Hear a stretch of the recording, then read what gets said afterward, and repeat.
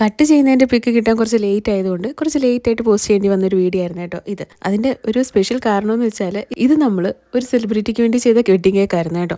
അപ്പോൾ ഒതളങ്ങാത്തൊരുത്ത് short film അറിയാത്തവരായിട്ട് അധികം ആരും കാണുന്നില്ല. അപ്പോൾ ആ ഷോർട്ട് ഫിലിമിൻ്റെ മ്യൂസിക് ഡയറക്ടറായിട്ടുള്ള അനുചേട്ടൻ്റെ വെഡ്ഡിങ്ങിന് വേണ്ടി ചെയ്ത കേക്കായിരുന്നു കേട്ടോ. അപ്പോൾ അനുചേട്ടൻ്റെ വൈഫ് അഞ്ചു ചേച്ചിയായിരുന്നു കേക്കിന് ഓർഡർ വന്നിട്ടുണ്ടായിരുന്നത്. ചേച്ചി നമ്മുടെ സ്ഥിരം കസ്റ്റമർ കേട്ടോ.